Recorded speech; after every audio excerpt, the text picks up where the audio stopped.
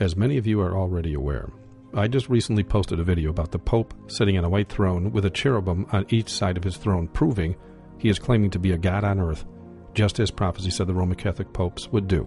You can see this video at john1429.org.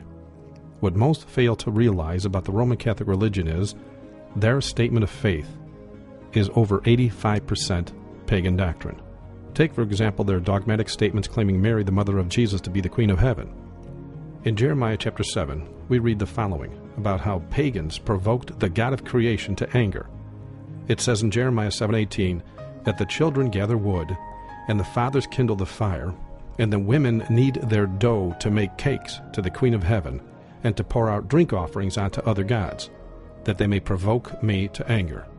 It also says in Jeremiah 44:19, when speaking of the pagans, that when we burned incense to the Queen of Heaven, and poured out drink offerings unto her, did we make her cakes to worship her, and pour out drink offerings unto her without our men? Just as pagans of old did for their Queen of Heaven, the Roman Catholic Church today makes small cakes for Mary, they burn incense to her, they place drink offerings under her statues, and even perform vows to her, as Jeremiah 44:25 said pagans did to their Queen of Heaven. It is easy to see Mary is in fact worshipped as a god in the Roman Catholic Church.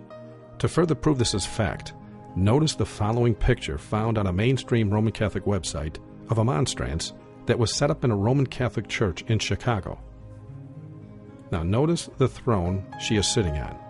Yes, it does represent the crescent moon of Islam here, and that can be a whole nother video all unto itself, but suffice it to say, she is sitting on it, and it is white. Also notice the two cherubim on either side of that throne.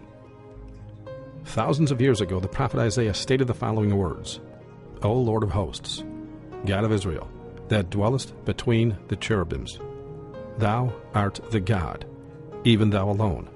Of all the kingdoms of the earth, thou hast made heaven and earth. That's, of course, Isaiah 37:16.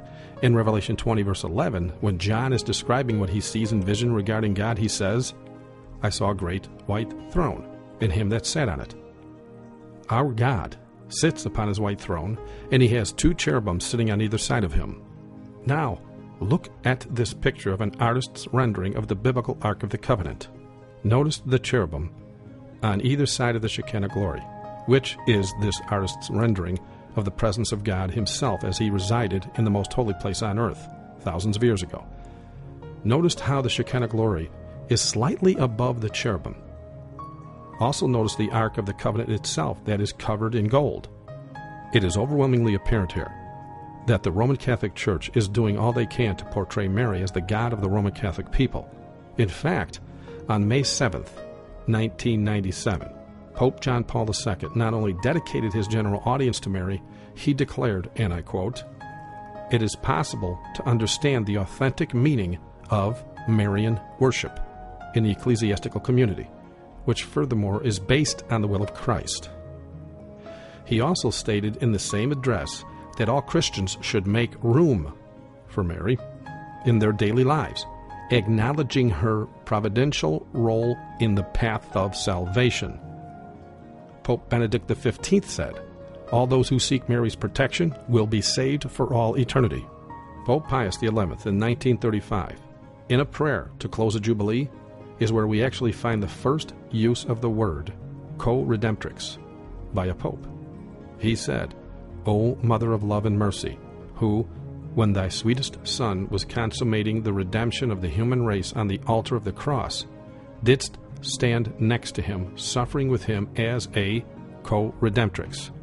And once again, John Paul II said in 1980 that by being assumed into heaven, she continues to obtain for us the grace of eternal salvation. Truth is, the ancient Queen of Heaven in Jeremiah and the Roman Catholic Queen of Heaven are the exact same pagan goddess that angered the Creator God in the past. To verify this as fact, visit the webpage you see on your screen right now for much more information on this. The Roman Catholic Vatican is indeed the prophesied house of the Antichrist. Please let every Roman Catholic you know their leaders are lying to them. If they are truly doing the best they can to please the Lord, as Revelation 18 declares many of the Roman Catholics are, warn them of the eternal danger that they're in.